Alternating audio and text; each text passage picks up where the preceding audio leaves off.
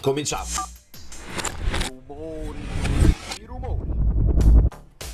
Amici bellini, dai, Edoardo Reginella, benvenuto sul canale, benvenuti a tutti i nuovi iscritti. Facciamo il possibile per entrare all'interno delle notizie pur stando oltreoceano, però insomma tra collegamenti, cose varie si cerca di capire, di andare nel profondo. Lasciate un like se vi va, iscrivetevi al canale, non siete tenuti ad abbonarvi al canale, però se siete abbonati sapete delle cose un poco prima e ne parliamo 24 ore su 24.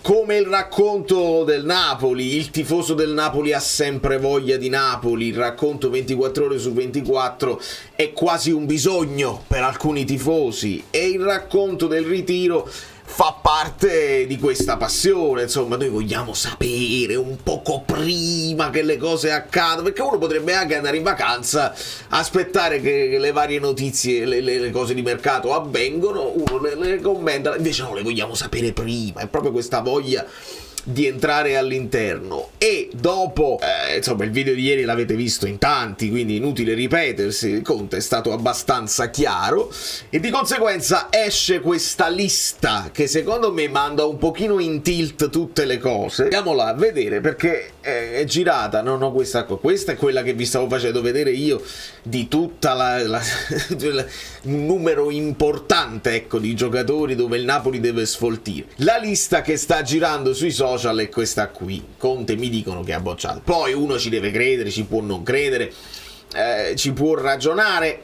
È facile individuare dopo la partita con la Naune e dopo le sue dichiarazioni al TG1, è facile pensare che uno come Conte certe pedine non le vede adatte per il suo calcio, al di là che si può dire bocciato, non lo voglio, lo devi vendere, rescissione, no, semplicemente si può parlare anche di giocatori non adatti al suo calcio. Faccio l'esempio di Linz, si parla insistentemente di Everton, si è parlato di prestito con diritto di riscatto, qualcuno sta dicendo che Lindstrom non è contento di andare all'Enner, non è sicuro, insomma dobbiamo stare a vedere. Però ecco, quando si parla di giocatori contiani noi immaginiamo sempre giocatori con la garra, giocatori che mettono la gamba, giocatori che corrono come i dannati e non mollano mai. Lindstrom in quegli scampoli di partita che ci ha fatto vedere l'anno scorso non è questo giocatore qua, è un giocatore che in velocità magari nei contropiedi ti può dare sicuramente una mano, è quello che gli abbiamo visto fare all'Eintracht Francoforte, molto meno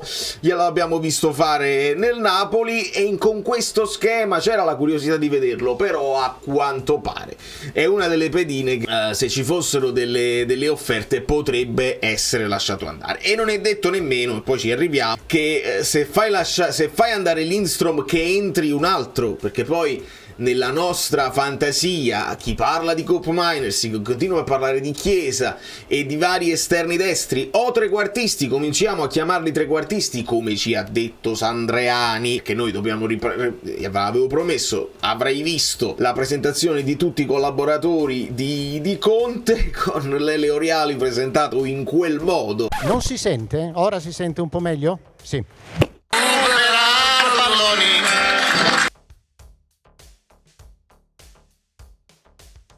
Con la canzone, con Lombardo che ci canta sopra, lei Oriali dice basta, finiscila perché non mi sembra proprio il caso.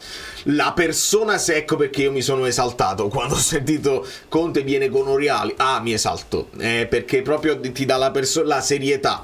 Leggenda calcistica, ne ha viste di ogni, viene da un calcio diverso, quindi anche con altri valori, si è saputo adattare negli anni e ti dà quell'impressione che lui sta così, ti guarda e tu fai le cose un pochino, se così ti guarda magari meno, però se ti guarda lui così, ecco, probabilmente un po' di impatto su certi calciatori potrebbe anche averlo, e quindi noi gli abbiamo dato il benvenuto con grandissimo entusiasmo. Oriali, che ha parlato in modo molto serio, ha detto io non sono ancora soddisfatto, sono contento di aver visto disponibilità da alcuni dai giocatori, però io sto lì, capisco, guardo, parlo, cerco di analizzare analizzare, perché proprio il suo compito sarà questo: tenere un occhio su tutti i giocatori, avere una comunicazione tra dirigenti, tra il mister e i giocatori, insomma proprio la supervisione generale di quello che sarà lo spogliatoio era importantissimo. E quindi dici: io non sono ancora, sono contento di averli visti disponibili, ma non sono soddisfatto. Poi dopo dirà pure: sono soddisfatto, però il primo impatto è stato: io non sono soddisfatto. Quindi bene, e questo ci porta a tutto questo, ci porta a che può essere vero, può essere non vero, può essere però plausibile che Conte abbia già le idee chiare. Ovviamente quando esce una cosa del genere credo che sconquassi un pochino i piani e i programmi, perché come era successo per Di Lorenzo, e poi è stata confermata, lunedì ci sarà, io poi dovrò stare in viaggio, ma attenzione, lunedì ci sarà Giuffri che parlerà ancora di Di Lorenzo, magari dice: non voglio parlare solo di Follow Rules, scopriremo tutte le cose, quindi iscrivetevi al canale e lasciate i like. Plausibile nel senso che il Napoli potrebbe voler dare via questi giocatori, però non devono risultare bocciati e fuori dal progetto a prescindere, perché te li pagano poco e perché ti fai prendere a quel punto dal dovere, cioè dall'obbligo di doverli lasciare andare, ti prendono per la gola e dici: guardi, io ti sto facendo un piacere,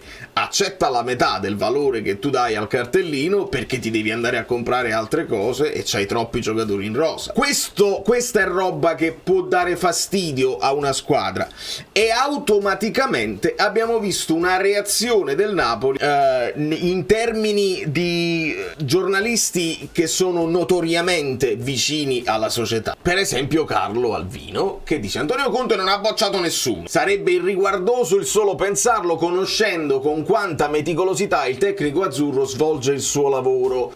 L'abbiamo sentito per tutti gli allenatori: meticoloso, maniacale, la maniacale di tutti, l'hanno detto per Garcia, l'hanno detto per Mazzarri, per Sarri, per Spalletti, per tutti lo hanno detto. Adesso tocca a Conte, che poi veramente sembra pericoloso, ma anche gli altri lo so.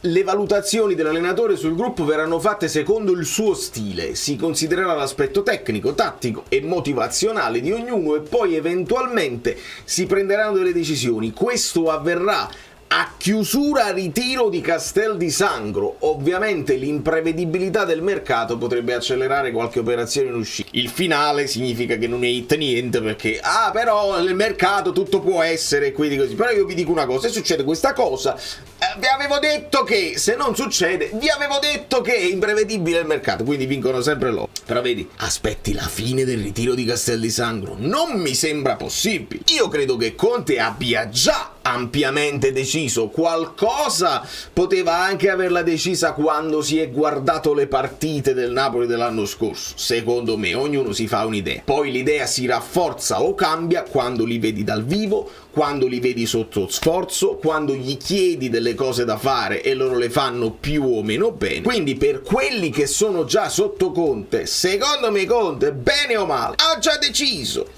Ovviamente nelle strategie della società non si può dire apertamente, quindi capisco questa difesa, questo tentativo di mettere dei paraventi, e il paravento è proprio una metafora per quello che sta succedendo, cioè gli allenamenti porte chiuse, gli addetti ai lavori non sono più, io li avevo chiamati gli addi ai lavoretti, invece degli addetti ai lavori, gli addi ai lavoretti, perché alcuni lo fanno proprio così. Gli addi ai lavoretti non sono più ammessi all'interno, e lo abbiamo visto grazie a questo tweet di Spad che dice: Caos Di Maro, nessun allenamento sarà più visibile, a parte che ne mancano un paio, perché poi domani c'è partita. A proposito, c'è la live, c'è già pronta la live domani post partita, che ci divertiamo. Nessun allenamento sarà più il Napoli è esente da questa presa di posizione. Ripeto, la scelta è puramente degli enti locali. Spiegatemi il perché gli enti locali dovrebbero negare l'accesso ai giornalisti. Non mi sembra proprio una cosa logica. Se i tifosi continuano ad entrare e possono fare le riprese con i telefoni, perché un giornalista anche all'interno... Io ho visto la trasmissione di Paolo pochi minuti fa, era nella cameretta, non può più stare all'interno dello stadio anche inquadrando se stesso. È un illogico pazzesco. Allora ci deve essere qualcosa in più, o è il Napoli che decide, perché queste cose arrivano. Andiamo nel profondo. Manuel Guardasole Calcio Napoli 24. La comunicazione ci è arrivata dalla SSC Napoli, quindi condivisa anche dal club oltre che dall'organizzazione del ritiro in Trentino. Un torto che si fa ai tifosi che aspettano le nostre dirette per essere aggiornati sul ritiro, non certo un torto che si fa a noi, perché mette in difficoltà tutta questa gente che ha fatto anche delle spese, ha speso dei soldi, ha previsto tutta una serie di contenuti che poi ti possono far rientrare con le spese e tu non gliele fai fare più, e non è carino, si può dire qualcuno quello a porte chiuse perché non vuoi dare dei vantaggi agli avversari. Ma che vantaggi dai negli allenamenti, nelle ripetute che fai? Puoi fare qualcosa aperta a tutti, qualcosa un pochino così, e invece secondo me è proprio per evitare che si capisca, che si colgano magari dei richiami specifici verso certi giocatori, e ritorniamo secondo me al discorso del mercato, oltre a un discorso che probabilmente è un discorso anche di contenuti social che il Napoli potrebbe a questo punto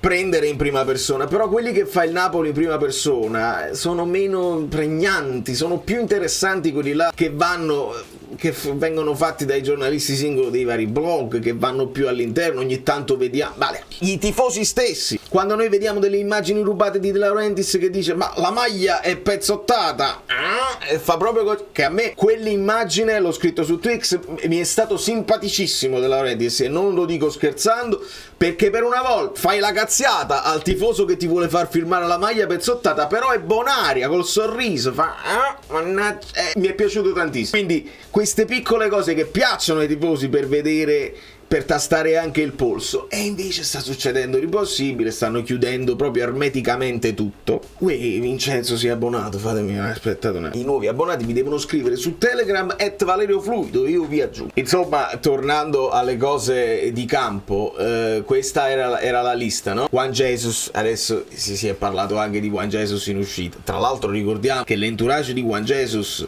è quello di Osi. La gente è sempre calenda, quindi se parliamo dell'uscita di Osi si può parlare anche di Juan Jesus e viceversa. Ostigard, che pare non sia convintissimo di andare in Francia. Mazzocchi, è un problema Mazzocchi, perché già siamo in difficoltà con un Di Lorenzo che dovrà fare tutta la fascia e che vediamo come la fa, deve ritornare ai fasti di Empoli, però senza entrare all'interno come ha fatto con Spalletti, ma rimanendo all'esterno perché ci sono i trequartisti, non possiamo pestarci i piedi. Mazzocchi lo fa, ma forse Conte ha bisogno di più qualità. Mazzocchi è appena arrivato, è difficilissimo per una società che ha appena comprato uno, tra l'altro italiano, rimetterlo in discussione e comprare e sostituire tutta questa gente. Mario Rui, ne abbiamo parlato ampiamente, però si sta sentendo adesso, sto leggendo, se non arriva Hermoso, e qua io veramente spero che improvvisamente possiamo parlare dell'arrivo di Hermoso, altrimenti dovete dare ragione a me, che vi ho detto sì, buongiorno, se ne è parlato, sì, di quegli altri se ne è parlato. Di Hermoso Fabrizio Romano non ha mai parlato, quindi piano,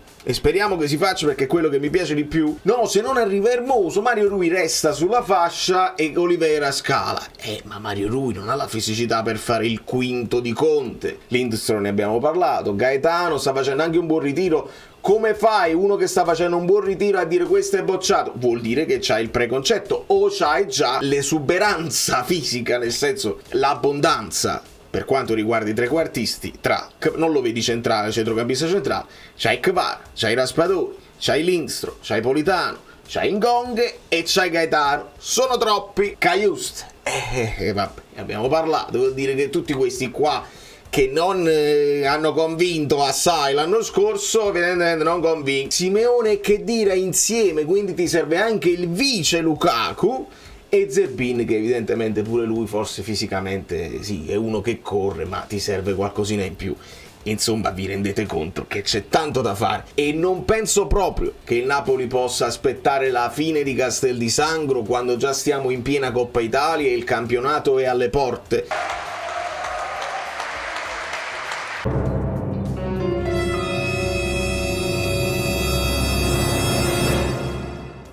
Perché ragazzi, dobbiamo mettere fieno in cascina anche a livello di punti subito, lo abbiamo visto il calendario, non si può sbagliare. Quindi mi dispiace per il Napoli se aveva dei programmi di mercato e questa roba che poi esce sui social ti sconquassa un pochino, però devi saperlo che è così e devi essere pronto a intervenire al più presto possibile, altrimenti Conte comincerà con il suo lamento programmatico e là dobbiamo vedere come si riuscirà a gestire la cosa, perché voi lo sapete che il lamento va bene quando ve lo ricordate quando capitano le cose dei rigori contro, i rigori a favore? Ci si può lamentare quando si vince, è là che io chiedo: Napoli, lamentati, hai vinto, lamentati che c'era un rigore, che ci hanno dato un rigore, quando poi non ti puoi lamentare, perché là sembra l'alibi e dai l'alibi di nuovo ai giocatori, buonanotte ai sognatori.